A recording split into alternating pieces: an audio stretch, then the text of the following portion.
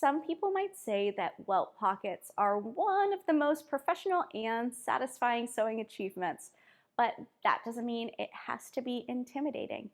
In this tutorial, you'll learn how to install a welt pocket, and at the end of it, you'll want to add them to all of your Me-Made jackets and pants. My name's Haley, and I'm the pattern designer here at Seamwork. Follow along as I show you how to sew a stress-free welt pocket.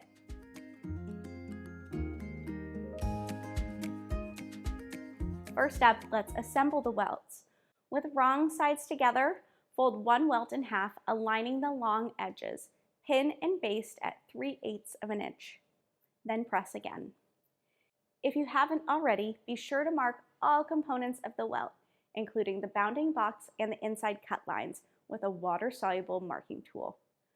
On the wrong side of the welt bag, fuse a 1-inch strip of fusible interfacing along the welt markings.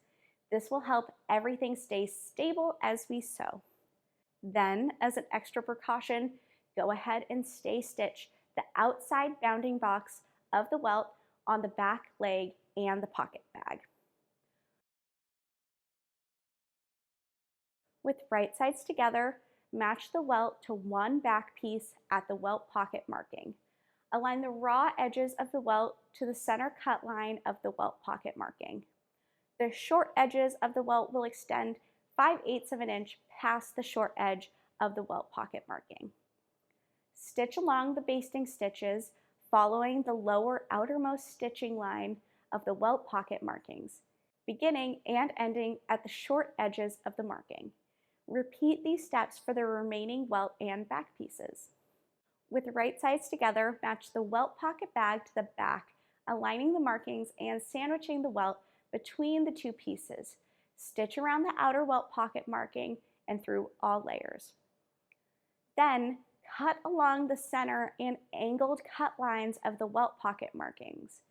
Cut the angled lines all the way to the stitch line, but don't cut through those stitch lines. Fold the welt and the welt pocket bag through the cut lines to the wrong side of the back, neatly positioning the welt in place, and press the pocket opening. On the right side of the back, fold away the back to expose the pocket opening and triangles. Carefully stitch the triangles to the welt pocket bag and the welt, following the stitch lines. Repeat for the other side of the welt pocket. Position the back to be the wrong side up. Neatly press the welt pockets opening once more. With right sides together, match the welt facing to the welt pocket bag. Pin. Stitch around the whole pocket, catching the welt ends in the seam line. Finish the seam allowances together and then press. Position the back right side up. Fold the top of the back down, exposing the upper seam allowance of the pocket opening. Stitch the seam allowance to the welt pocket bag, being careful not to catch the welt in the stitching.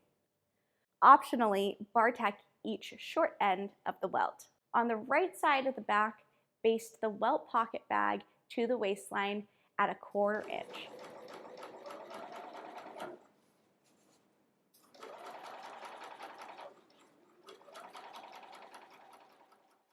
Trim the excess of the welt pocket bag that extends past the waistline of the back.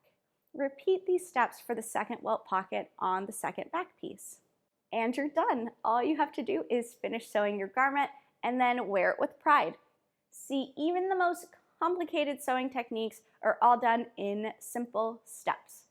If you start to feel intimidated, just take it step by step. To watch the entire sew along for the Ani trousers, head over to see the full class in the Seamwork classroom. Happy sewing!